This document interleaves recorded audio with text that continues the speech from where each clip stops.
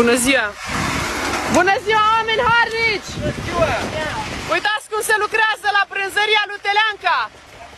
Forță sunt gagicile, femeile, mamele și bărbații, bineînțeles, că fără ei ce am putea să facem?